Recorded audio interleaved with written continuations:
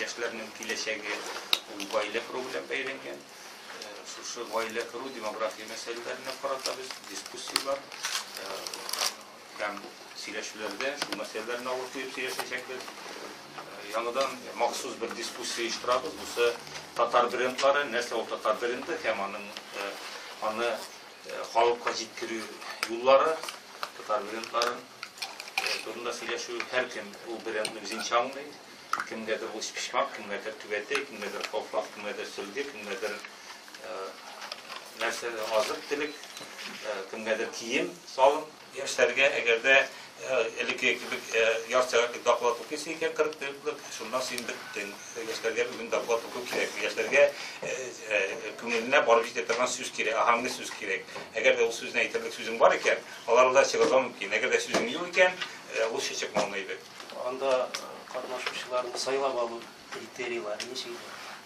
Бер кешеләр ме? Менә сизелеп тора, дин әһелләре съездында 3 динде съездында да бер кешеләр.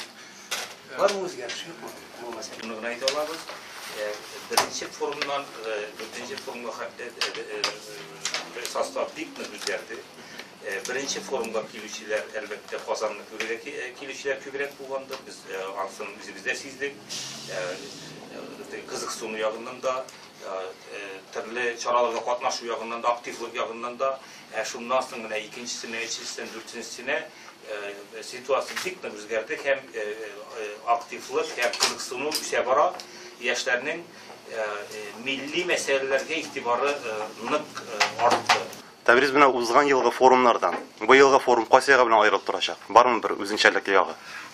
Бер генә түгел инде алар бик күп, ничек журналистлар беренче чиратта шул үзенчәлекләрне сорыйлар. Быел үзенчәлек шунда минем өчен, һәм ул минем өчен иң мөһиме, быел ажиотаж бик зур булды. Быел мәсәлән анда 5 квота бирелгән кешеләр, яңадан 15-не сорадылар. 2 кеше килергә тиеш булганнар, 10 кеше сорадылар. Әле шунсы да үзенчәлекле.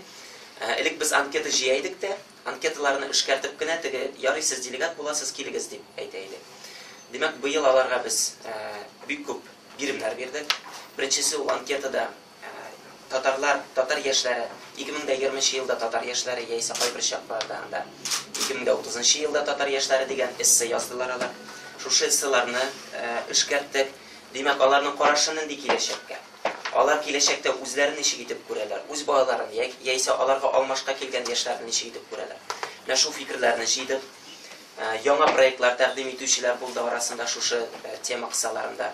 Һәм шуңа өстәп без аларны һәрбер делегацияны төрле секцияларга бүлеп чыктык.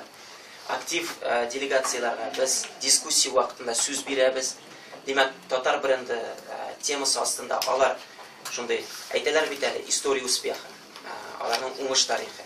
Ничек алар менә яңа проектны беренче тапкыр эшләгәннәр, ни өчен ул уңышлы? Ул искергәнме, әллә яңа әйберме? Башка регионнар аны үзләре эшләргә тиешме шулай ук?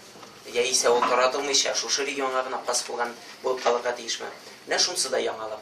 Димәк, форум тора бара теге килеп үз оешмасы турында гына сөйләде, хисап бирде, китте. Алай булырга тиеш түгел. Әйдәгез бу площадка, без аларга тәкъдим итәбез. Бу площадка яңа идеяларны генерировать итә торган площадка булырга тиеш. Димәк, әгәр дә синдә яңа алымнар бар икән, син аны таратырга тиеш. Синең тәҗрибәң бар икән, уртаклаш, һәм башкаларны һәм файда бар. Безнең шундый үзенә күрә шундый девиз быелгы форум.